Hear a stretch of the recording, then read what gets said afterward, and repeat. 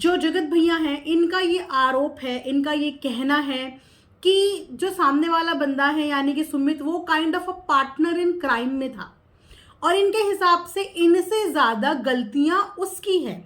आज भी इन्हें कमेंट्स में यही लिखते हुए देखा है कि इनके हिसाब से इनसे ज़्यादा गलतियां उनकी हैं। वो शातिर हैं और ये सीधे साधे भोले भाले हैं। लेकिन आप तो पढ़े लिखे हैं और आई थिंक सुमित से बहुत ज़्यादा पढ़े लिखे हैं, तो पढ़ा लिखा इंसान तो समझदार होता है ना। और आप तो बहुत ज़्यादा समझदार हैं। आपका मैथ्स बहुत अच्छा, आपका केमिस्ट्री बहुत अच्छा, आपका फिजिक्स बहुत अच्छा, आपका स्कूल, आपके पास इतने सारे विद्यार्थी, आप तो इतने समझदार हैं। तो आप एक कम पढ़े लिखे इंसान से कम शातिर कैसे हो गए? आपकी समझदारी उस समय पे कहाँ चली गई थी जब आपके हिसाब से वो शातिर इंसान आपका ब्रेन में चीजें डाल रहा था? उस समय पे आपके अंदर की समझदारी कहाँ चली गई थी? वो तो शातिर था पर आप तो पढ़े लिखे थे, तो आपने अपनी समझदारी क्यों नहीं दिखाई वहां पे? समझदारी पे गाइस शातिरपना भारी पड़ गया। एक शातिर इंसान एक पढ़े लिखे समझदार इंसान को ठग सकता है, यहां पे ये वाली थ्योरम प्रूव हो गई। जी नहीं, एक समझदार इंसान को ना कभी भी कोई इन्फ्लुएंस नहीं कर सकता। एक समझदार इंसान को कभी भी कोई भड़का नहीं सकता। और हर डिग्री से बड़ी होती है समझदारी, और आपने वो समझदारी वहां पे नहीं दिखाई। और जिसको आप शातिरपना बोल रहे हो ना, वो थी समझदारी जो उन्होंने आपके साथ रहते हुए दिखाई। लेकिन आप उनसे वो समझदारी सीख भी नहीं पाए और आप करते चले गए जो आपको करना था। छोटी बच्ची का जन्मदिन है और जनता ना उसी को प्यार करने की वजह से खुश है। उसी को प्यार करने की वजह से जनता कुछ किसी की कोई गलतियां भूली नहीं है। बच्ची की खुशी में साथ है, उस मासूम बच्ची की खुशी में साथ है जनता। तो गलतफहमी तो सबसे पहले कोई भी किसी भी चीज की ना पाले। वो बच्ची को बेचारी मत प्रूव करो। ठीक है, उसकी खुशी में खुश हो गए, ठीक है, उसको आशीर्वाद दे दिया, ठीक है, उसको बर्थडे विश कर दिया, बट उसको बेचारी कंसिडर मत करना। वो बेचारी नहीं है। और आप अगर विश नहीं भी करते तो भी उसको कोई फर्क नहीं पड़ता, और आपके करने से भी उसको कोई फर्क नहीं पड़ा है। तो इस तरीके से ना विश करना भी, एहसान मत जताओ कि विश कर दिया, विश कर दिया। लो कर दिया ना विश। कमेंट सेक्शन में कुछ लोगों ने इन्हें लिखा जगत भैया को कि आपने, उसका बर्थडे है और आपने विश भी नहीं किया। लो कर दिया ना हैप्पी बर्थडे। नहीं, उसको किसी की विश की जरूरत नहीं है। जिसका कोई नहीं होता उसका भगवान होता है। और बोलते हैं कि पितृ बराबर देव कोई नहीं है। उसके पापा पितृ रूप में उसके साथ हमेशा हैं और उनके आशीर्वाद के सिवा उसे किसी के आशीर्वाद की जरूरत भी नहीं है। तो उसको बेचारी दिखाने की जरूरत मत करो। बहुत अच्छी किस्मत लेके आई है और आने वाले टाइम पे आप सब देखेंगे उसकी किस्मत। सुमित का कमेंट, वो पूरा कम्युनिटी हार्ट टचिंग था, हार्ट टचिंग है। कोई भी इंसान अगर उसे पढ़ने जाएगा तो वो उसे पढ़ के कुछ सेकंड्स के लिए उस कम्युनिटी में खो जाएगा। वो बहुत टचिंग कम्युनिटी है और डेफिनेटली उसे पढ़ते हुए बहुत सारे लोगों के इमोशंस आए होंगे। 1200 कमेंट्स हैं उस कम्युनिटी के नीचे, 1200 comments.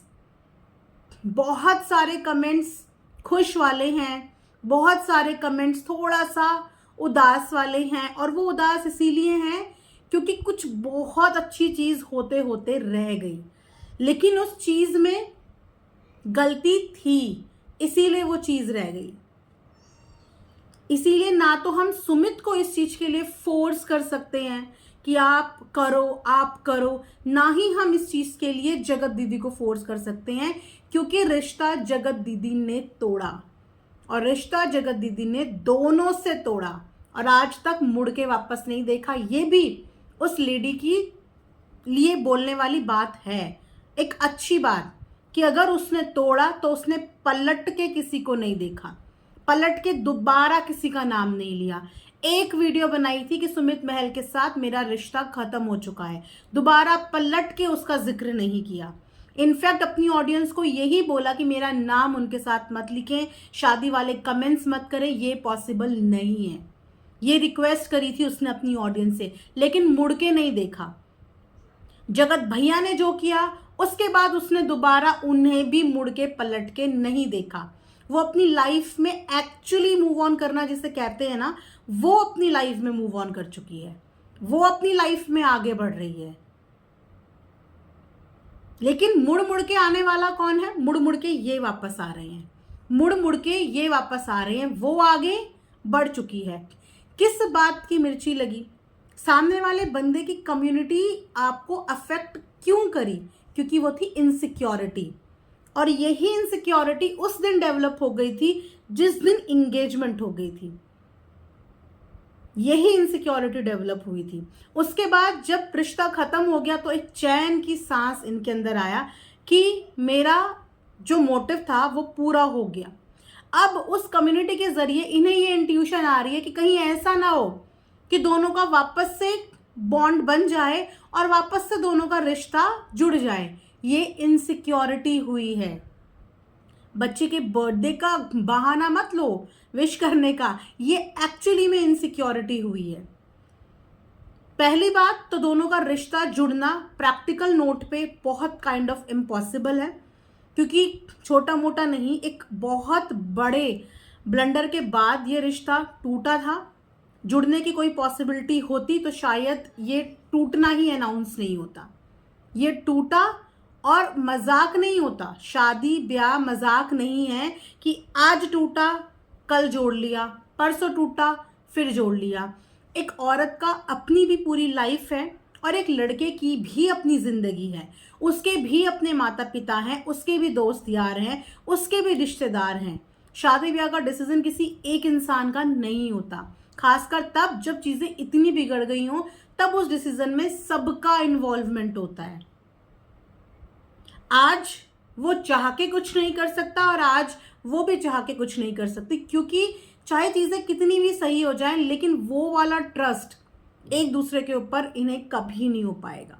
Most of the comments में सब्सक्राइबर यही चाहते हैं कि वापस से एक और मौका इनके रिश्ते को मिलना चाहिए। लेकिन जैसे कि मैंने बोला, शादी ब्याह कोई गुड्डे गुड़िया का खेल नहीं होता।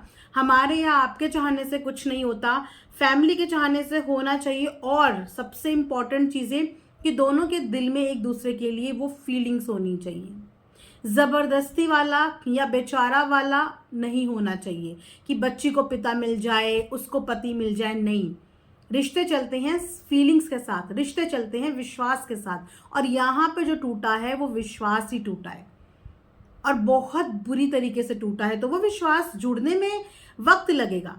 एक्सपेक्टेशंस ब्रेक हुई हैं, विश्वास ब्रेक हुआ है, जो इतनी आसानी से नहीं जाता। इंसान कोशिश करता है, क्योंकि है तो इंसान ही, कितना टाइम तक दिल में ग्रज रखेगा, कितना टाइम तक दिल में ग्रज रखेगा। लेकिन कुछ चीज़ों के डिसीजन कभी कभी उसके हाथ से छिन जाते हैं और वो डिसीजन फिर फैमिली के पास चले जाते हैं। शायद यहाँ पे यही सीन है। कुछ नाराज़गी और कुछ शिकायतें भी हैं ऑडियंस की सुमित जी के साथ, कि जिस समय पे ये जगत भैया इतना तांडव यहाँ पे नचा रहे थे, इतना कुछ यहाँ पे कर रहे थे, जहाँ पे हर एक सब्सक्राइबर सिर्फ इनको ये बोल रहा था कि रुक जाओ, थम जाओ, रुक जाओ, थम जाओ। वहाँ पे सुमित जी ने आके ये बात क्यों नहीं बोली? उनको रोकने की कोशिश क्यों नहीं करी? एक बार भी स्ट्रिक्टली उसको क्यों नहीं बोला कि तुम्हें जो करना है वो करो, मैं सामने वाले इंसान के साथ हूं? तो ये वो कर सकते थे और कायदे से उन्हें ये करना चाहिए था। लेकिन अभी तक हमें सुमित की साइड की कहानी पता ही नहीं है, क्योंकि सुमित ने कभी अपनी साइड की कहानी बताई ही नहीं कि वो किस सिचुएशन में था, उसके साथ क्या हुआ था, वो कैसे डील कर रहा था, क्या सामने वाला उससे सॉरी था भी, क्या उससे सॉरी मांगी भी गई, वो किन सर्कमस्टांसेस में सिचुएशन में उलझा था, उसने अपनी साइड ऑफ स्टोरी हमें बताई ही नहीं।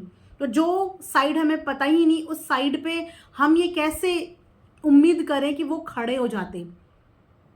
क्योंकि उनके लिए भी ये एक बहुत बड़ा झटका था। आप समझ रहे हो, जब ये आई थी ये कंट्रोवर्सी, तो सबसे पहले क्या लगा सबको कि ओ माय गॉड, इस लड़के के साथ कुछ भी हो सकता था, ये तो क्या क्या प्लान करके बैठे थे दोनों, ये क्या क्या प्लानिंग करके बैठे थे। वहां पे हर एक इंसान डरता है, तो वहां पे उस समय वो किस मुंह से साथ देता, क्योंकि उसके आगे भी उसी वक्त पे ये सारी चीजें खुल के सामने आई। हाँ, एक कंडीशन में सुमित साथ दे सकता था, अगर ये सारी चीजें खुद कन्फ्रंट कर दी होती जगत दीदी ने, अगर वो सब कुछ खुद से बता देती तो सुमित साथ दे सकता था, और तब हम उम्मीद कर सकते थे कि सुमित को साथ देना था कि सामने वाले ने खुद अपनी पूरी सच्चाई आपको बता दी। बट सुमित को जो सच्चाई पता चली थी वो हमारी तरह, आपकी तरह ऑन कैमरा पता चली, और जगत भैया से पता चली, वहां से नहीं पता चली। शायद इसीलिए वो उस समय पे स्टैंड नहीं ले पाए। बट उनका इतना भी सपोर्ट काफी था कि अगर उन्होंने स्टैंड नहीं लिया ना, तो वो कम से कम बदनामी करने भी नहीं आए। इतनी भी उन्होंने उस समय पे रखी, क्योंकि उस समय पे कोई नहीं थमा था, कोई नहीं रुका था। उस समय पे ये बंदा रुक गया, तो ये भी एक काइंड ऑफ सपोर्ट ही होता है।